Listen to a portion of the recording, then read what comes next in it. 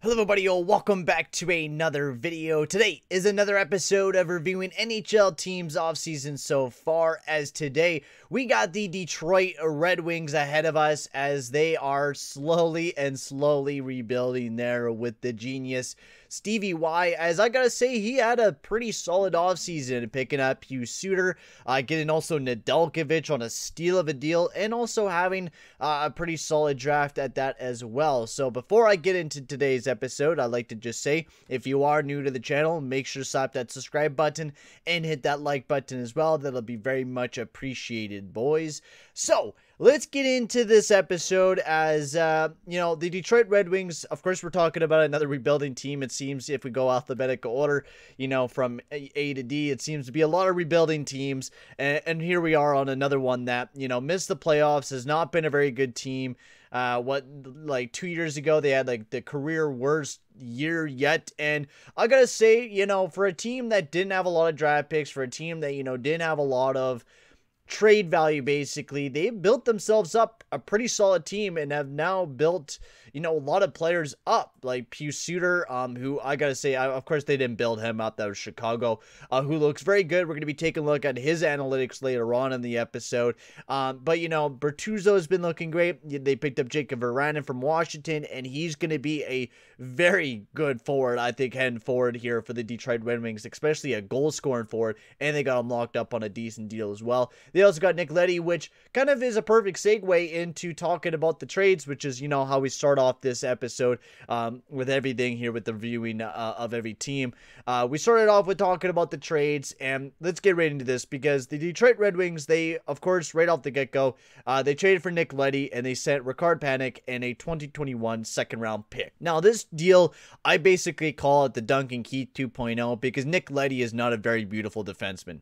Just saying that. He's not a very beautiful defenseman, and they could have got a hell of a lot more than what they did in this deal, where they only got Nick Leddy and they had to send a second-round pick to get Nick Leddy, because honestly, he is not worth a second-round pick. And now maybe Stevie Y was just picking him up because maybe he's seen that maybe they could transform this guy and maybe send him off for another pick later on.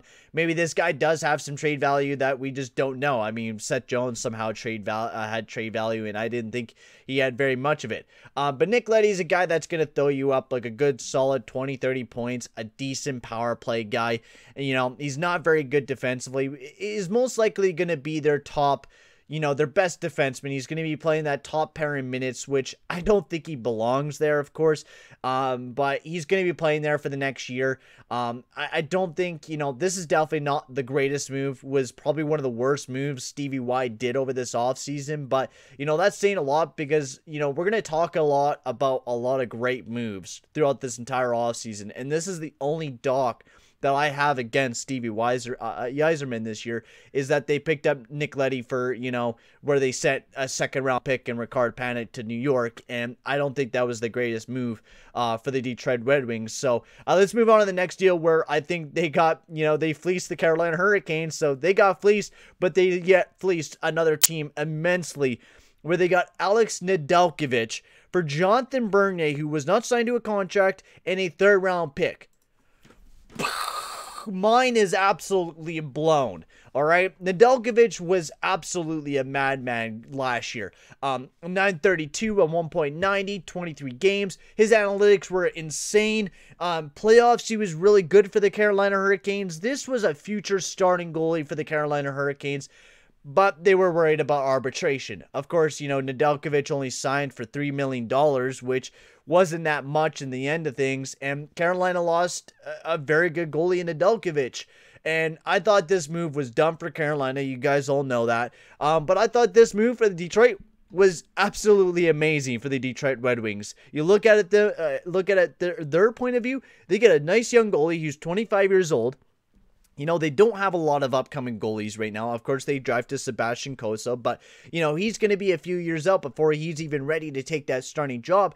Now you have Nedeljkovic, who is going to be ready for the next few years to be that starting goalie for the Detroit Red Wings. So I think this is an amazing move by the Detroit Red Wings. They get rid of a very nice goalie in Jonathan Bernier, who was, holding his own here in Detroit. And now they pick up a very nice young goalie in Nedeljkovic, who I think is going to be taking those starting reins for the Detroit Red Wings. And I think this massively improves the team moving forward. I don't care, that this deal happened. Look at this deal. This deal is way more beautiful, and you get Nedeljkovic, which is absolutely beautiful. And then they made a few trades, trade away some picks. Where they picked up Kosa, where they dumped off a ton of picks to Dallas, of course. Just some, draft pick moves, and then Mitchell Stevens, which, it's kind of a center depth young guy, second round pick, I think, for the Tampa Bay Lightning a while ago. Hasn't really turned out to be anything too special. Nice little move. They only got, only had to trade away a 6th round pick, so no complaining there. And then heading into the draft, they yet draft another Swede with their top pick. This time it was Simon Edvinsson, which is a tremendous two-way defenseman. Of course, this is the way that they were going to go this year. They picked up Lucas Raymond last year, the goal scorer winger, and now this year they go after the very much elite Simon Edvinsson there, left-handed defenseman, Swedish-born.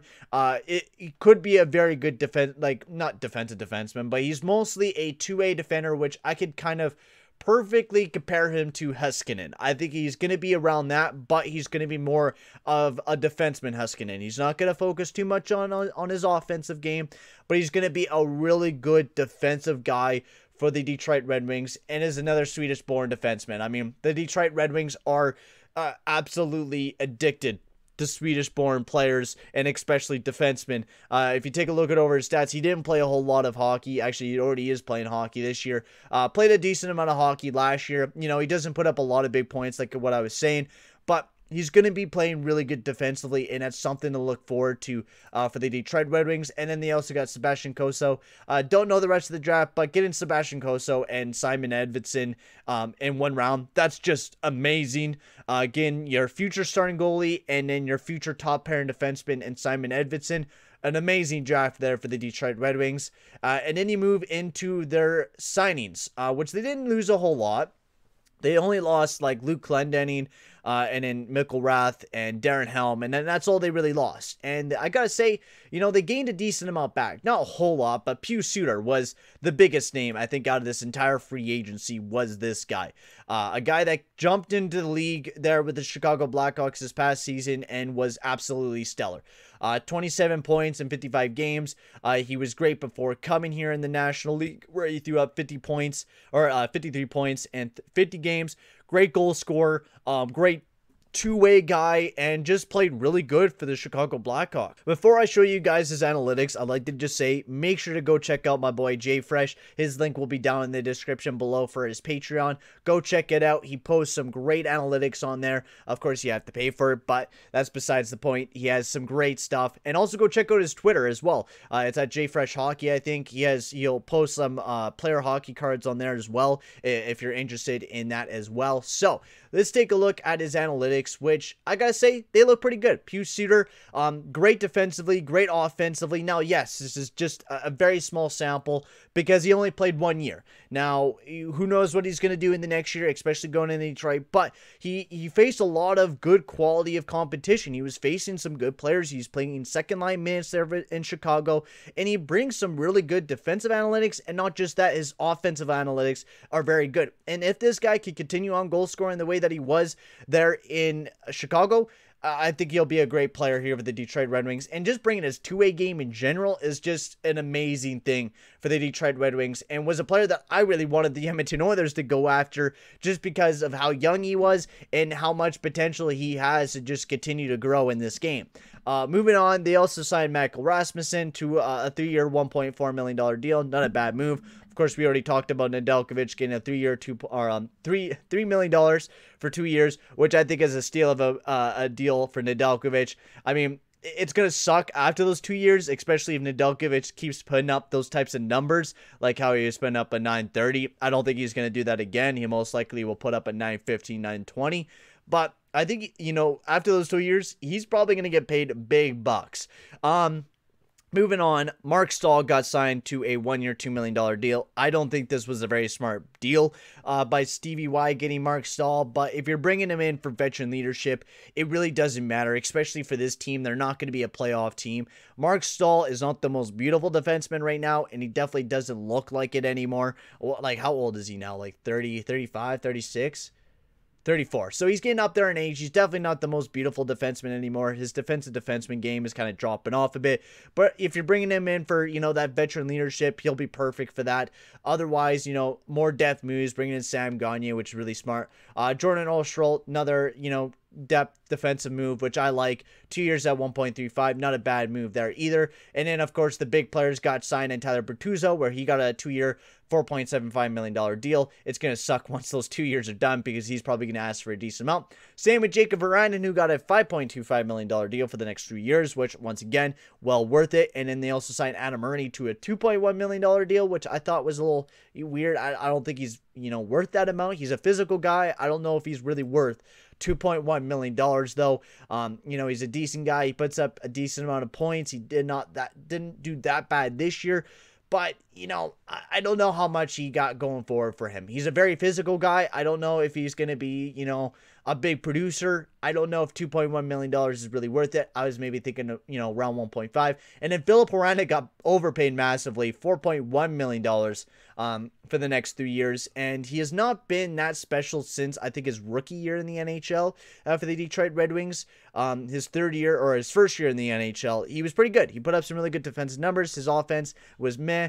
But now, he hasn't been the greatest defensively. And you could say that, the team has not been very good over the past 2 years, which, yes, you could talk about that the team has not been very good defensively, and maybe he'll play a bit better once, the team gets better over time. But, they're looking over him. He's definitely not the most beautiful defenseman right now.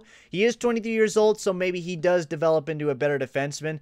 He is right-handed, so right-handed defensemen are very rare to come along from, too. So getting a player like that locked up might not be too bad of an idea, especially since he is young. Usually defensemen don't get into their prime until later on in their careers, like we've seen with Jeff Petrie. They don't usually start playing really good until they hit the age of 26, 27 sometimes. So we'll see how Philip Horanic does. Not saying Philip Horanic's a bad defenseman, because he's put up some really good numbers on a team that's been pretty garbage over the past few years and didn't play that bad in the World Championships either. So very young defenseman who I still think has some really good potential.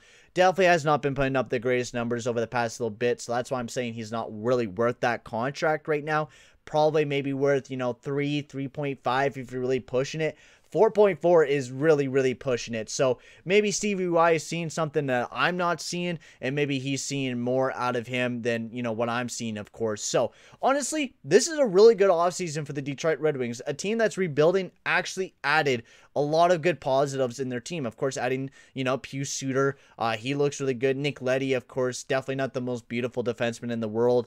But if you get Moritz Seider jumping into the lineup this upcoming season, and if he keeps developing the way that he has been developing, and people are hyping this guy up to be something really special, this Detroit Red Wings team could look not that bad going into this upcoming season.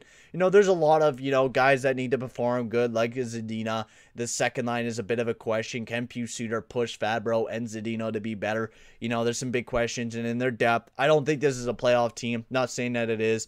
They're far from it. But there's a lot of good things going to be happening. Joe Veleno's going to be jumping in the lineup possibly this year.